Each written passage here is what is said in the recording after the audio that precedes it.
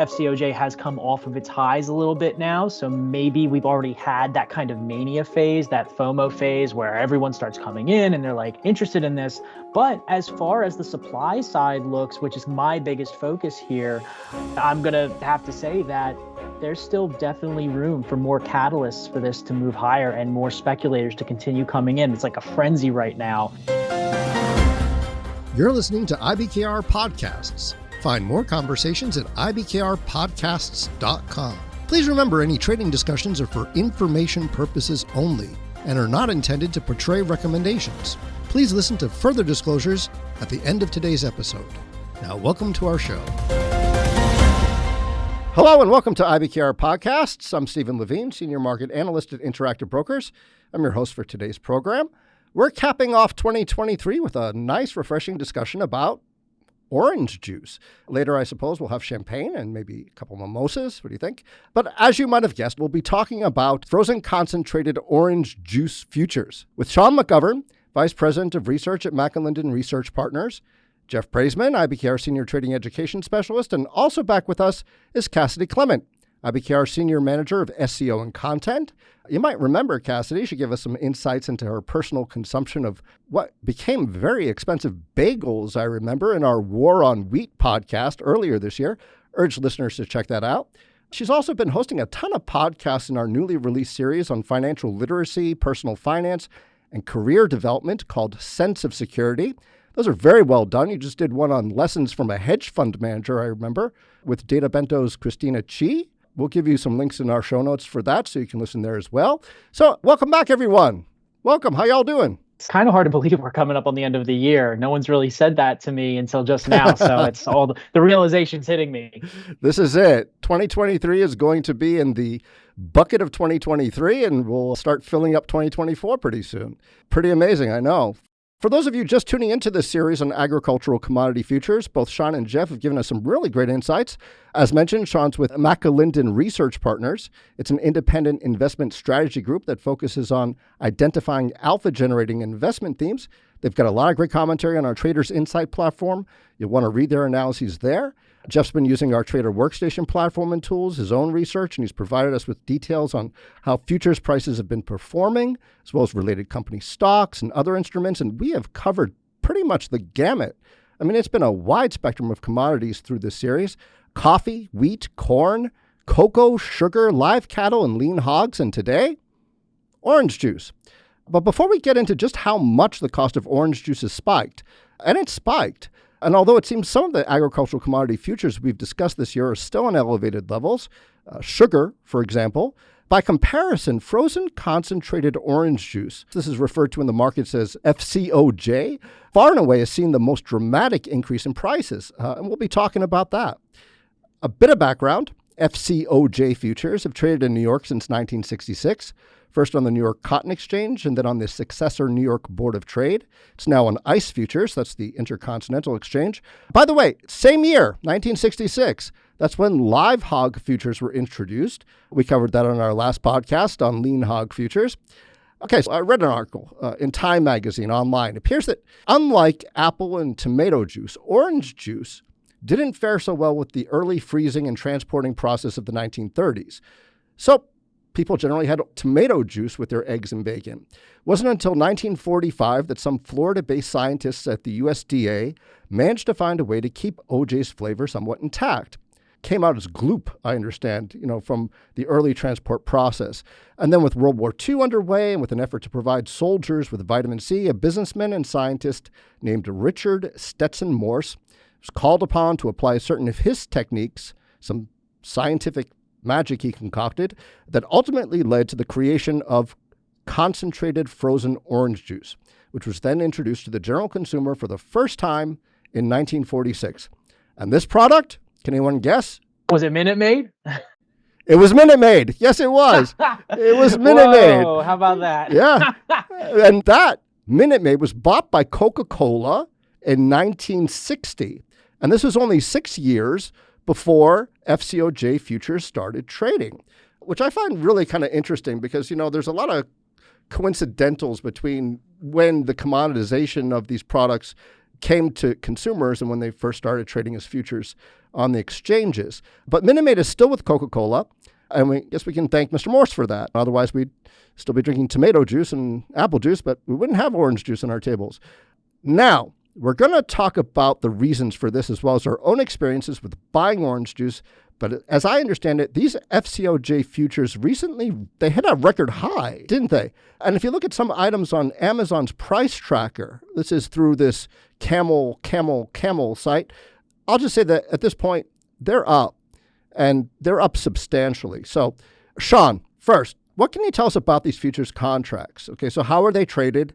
What should investors know about them in terms of delivery, et cetera? And what oranges are we talking about? What is the O in FCOJ? Are they Valencias? Are they navel? What kind of oranges are we talking about here? Well, you actually got it right there. The juice included in the FCOJ contract comes from the Valencia orange, which is a sweet orange. Okay. You also have sour and mandarin oranges as the other two varieties, but sweet oranges are the most commonly grown variety for commercial distribution in the U.S. That's likely because they produce so much juice as compared to other sweet oranges. As an example, it takes about 3 Valencia oranges to produce a cup of juice, but you'd only get a third of that juice with the same amount of navel oranges. Also, you mentioned how difficult it was in the past to keep the orange juice fresh in transit. Well, Valencia orange juice maintains freshness and sweetness longer than the other comparable oranges. And basically, it's just the best balance of all the factors needed for mass production and distribution of orange juice. As for the FCOJ-A contract, which is traded on the Intercontinental Exchange, so that's ICE, the majority of this juice is going to be coming from the U.S. and Brazil, specifically the Florida and Sao Paulo regions, but it can also originate from Costa Rica or Mexico. Okay. These contracts are tied to 15,000 pounds of orange juice in solid weight and are physically delivered in January, March, May, July, September, November. So you've got 6 months there. FCOJ is going to be one of the more thinly traded futures contracts in terms of volume, but those have really been some of the best performers this year. I mean, we talked about cocoa not long ago, and that's one of these, not really one of the big ones you think of right off the bat, but big performer. It's amazing. I mean, the last I looked, they were really, really high. Jeff, what are you seeing there for frozen concentrated orange juice futures? Yeah, so they definitely increased steadily all year. They're actually off their peak. It looks like they hit a high of around 429-ish or so, and they're actually trading a little bit down at 363, but so far ahead of, it was about 175 or so back in December of 2022. So a huge increase, obviously, up to the current value of 360 something for those futures. It went from 175 to 360? 175 at the start of the year? Yes. Okay, to 360. So like 175, 180 or so. 175, 180. All right, it's like almost huge. Yeah. They increasingly increased in price throughout the year. I mean, that's just incredible. So what's driving this, Sean? What's happening here? What's happening with Valencias? I suppose that's the question. Yeah, so the USDA's data puts global orange production at 47.8 million tons for the 2022-2023 marketing year. It's actually down 5% from the prior year. A contraction in supply, which explains some of the really bullish price action we've seen in the FCOJ prices. In fact, orange juice production fell even more steeply than the output of oranges themselves, estimated at a 9% decline year over year, down to 1.5 million tons. Wow. There were a few years where OJ output actually exceeded 2 million tons back in the late 2010s, but since we've entered the 2020s, we've yet to see anything approaching that level. So what are the input costs for producers and what's happening there? What are you seeing with CPI, PPI?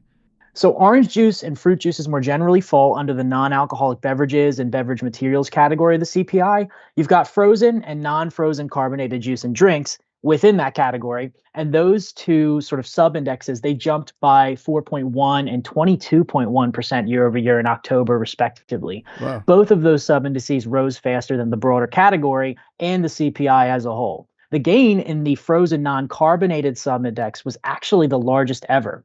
You can look at some of the average price data that shows actual canned orange juice. That's kind of what we're talking about more when we're talking about concentrated orange juice. It's going to be in cans as opposed to like freshly squeezed orange juice, right, which you'll see in bottles, right? So the 16 ounces of canned orange juice is now up to almost $3.70 per 16 ounces. That's 57% higher than it was at the start of 2021.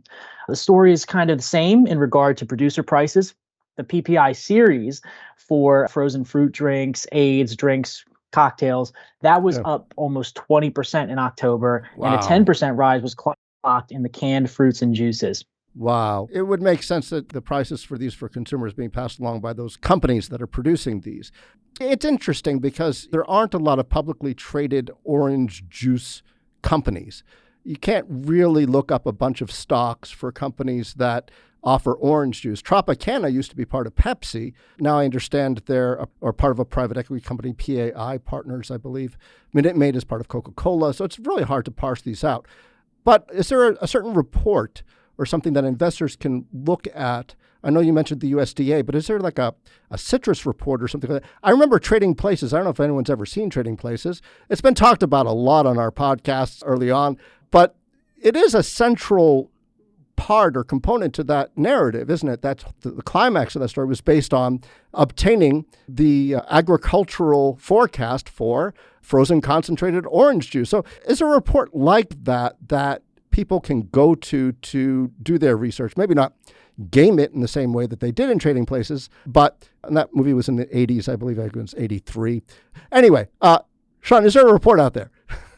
Well, I'm really glad you brought up Trading Places because I mentioned that we'd be recording this podcast to my dad. Oh, yeah. I think he thought I was making a joke. He loves that movie, but I'm pretty sure he thought orange juice futures were like something they made up for the movie because out of context, it sounds kind of like a weird kind of futures contract to trade. It's so specific. And so I guess I can't blame him, and I won't go any further to avoid spoiling anything from the film. There's some homework, like you said, homework assignment for the listeners that haven't seen the movie. Take your newfound knowledge of these futures contracts and go watch Trading Places. I think the report actually that they cited in the movie is real, but it's not going to move markets maybe as much as that did. I'm looking more at weather patterns and things like that, right? Okay. Things that kind of develop more over time. Hurricanes and hurricane season generally is what you really need to watch out for when it comes to oranges and the orange juice supply. As a really good example, Hurricane Ian back in 2022, that cost Florida as much as up to a third of its crop for the year. There are a lot of suggestions out there that these kinds of disruptions could be worsened by the potential for climate change to create more destructive storm seasons in years to come. Another big thing is the citrus greening disease. That's a major driver of the thinner supply that we've seen recently in the U.S. That's really slammed Florida for decades now, impacting millions of acres of citrus crops. But it seems to have gotten even worse recently. The greening is exactly what it sounds like, by the way. The oranges from those infected trees, they don't grow properly. They turn greenish. They end up tasting very bitter, upsetting that ideal balance I mentioned earlier with the Valencia oranges. So that's a primary driver. These FCOJ futures are as high as they are. Yeah. Well, here's the other thing, too, is that if you break it down to all the different countries that produce orange juice, right? I've mentioned Brazil. Yep. I've mentioned the United States already. The next biggest producer behind Brazil is actually Mexico, and the U.S. comes in at third place. But the difference between Brazil and Mexico, so Brazil's making over like 1.1 million tons of orange juice. Mexico's making 176,000 tons. So we're talking about like a 6 times difference between the number 1 and number 2 producers. The U.S. at number 3, as I said, they only made 85,000 tons, but that was actually an all-time low for U.S. output, and that was cut in half over the course of just 1 year in the 2022-2023 period. Wow. Really, we saw reductions in supply among all major producers outside of Brazil, with Mexico and the European Union also reporting double-digit percentage drops in 2022-2023. With this in mind, I think we're already getting a clear idea of why we're getting to the all-time highs here in the FCOJ market. And the big thing we'll be watching for with Brazil is because they have not yet seen a huge drop-off in production like many of the other orange-growing regions, they are still very much at risk for seeing a mass spread of that greening disease. There was a study I read that showed more than 50% growth of greening in Brazil's main orange-producing region around Sao Paulo. If you look at the country as a whole, the incidence increased to 38% from about 25% last year. And that's the biggest percentage jump since 2008. So that's a key region to watch that has not really been affected as badly as other regions by the greening, but could be at risk going into the next year. And that could potentially lead to maybe another leg up for these FCOJ futures, depending on what global demand looks like. Yeah, these diseases seem to be affecting agricultural crops. I know in past podcasts we've talked about coffee as well. That was also something. Interesting stuff. So just like we found National Cereal Day, which I'm sure you'll never forget, and National Pulled Pork Day, which is another one, there's also a National Orange Juice Day. So there's a holiday for everything. This one falls on May 4th, so May the 4th be with you and your orange juice. About prices, I mentioned the Amazon price tracker earlier, and this is just one example I found, okay? It's a third-party price on Amazon, so some vendor on Amazon. This is as of November 7th this year. A 24-pack of 10-ounce Minute Maid orange juice drinks. And I know you mentioned the frozen cans of orange juice, but these juice drinks are made from concentrate, and so I made sure I noticed that on the label, made from concentrate. But this 24-pack of 10-ounce Minute Maid orange juice drinks cost $39.44, which is an increase over that lowest ever price for the same purchase of $11.96. That was 3.5 years earlier. That was in March 2020. That was at the start of the COVID lockdowns for the most part, but they were at that low of like $11.96. Now they're $39.44, same product. That's a 230% increase. So the question here is, what is demand like for y'all consumers? I know you all drink orange juice in some way, shape, or form. I'm thinking you do. From concentrate, I'm sure you do. I don't. I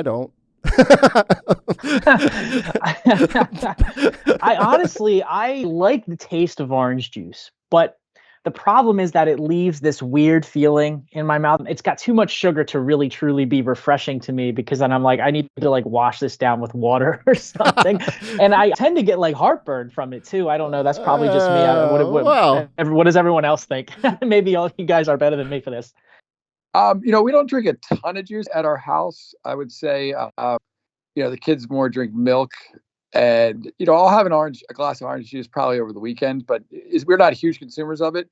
I will say on the holidays we do like to have our mimosas in the morning. Whether it's Thanksgiving, Christmas time, or even New Year's Day. So I guess now I'll just have to pour more champagne into the orange juice since it's so expensive. To have more champagne, boy, that's got to be torture. So there's actually so much sugar in juice. Like, there's almost as much sugar as there is in soda. So kind of going to, as much as they like sweets and stuff, we sort of kept them with milk and water. And they don't like juice to begin with anyway. So, we sort of kept them away from it. It's sort of one of those hidden things where people think it's super healthy and it's not necessarily as healthy as parents think it is. So, yeah, it's true. And you have these nuances, right? There's frozen concentrated orange juice. There's juice from concentrate, juice not from concentrate that's organic, that still contains a lot of sugar. And there are those that don't contain that much sugar, I suppose, just comparably. It's still a lot. But yeah, there's private markets for things like a brand called Natalie's and Tree Ripe. I'm sure there are others. I think there's a Florida orange juice, I think by name. So there are selections out there, but yeah, I would also caution about dietary habits and the amount of sugar in these things. It's pretty crazy. Cassidy drinks orange juice. She wouldn't have all those podcasts without all that energy. I know, I do. So I myself, kind of like Sean, I actually do water it down because I don't really like super, super sweet stuff. But I grew up in a household that always had orange juice. The one thing my Italian family really embraced was the American breakfast. So my grandmothers on both sides would always have the big jug of orange juice, or the containers, the cylinders. I remember those from growing up.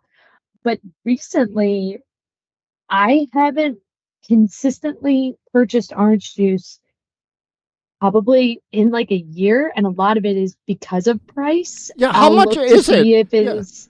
What are you talking about in terms of price? Well, so I will usually look for, now I'm speaking in terms of what it's like in Connecticut at some of the stores up here.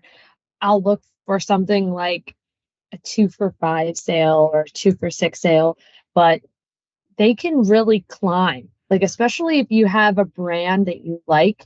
There's also a lot of juice mixes out there. Because I don't have a sweet tooth, I'm not the person who goes for like the strawberry orange or mango orange mix, but they're out there and they can really get very high.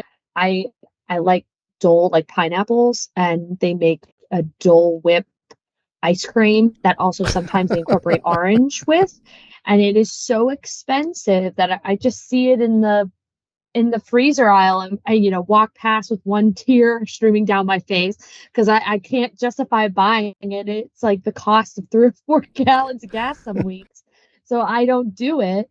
But yeah, I've I think it's a noticed it double gone up. whammy because sugar futures are still really high. So input costs for producers that are producing anything with sugar, that includes those drinks. I mean, those drinks include a lot of sugar if you look at the backs of them. So with frozen concentrated orange juice, a component to that, plus the sugar, that's got to be affecting prices pretty dramatically for anything that contains sugar and somewhat orange juice.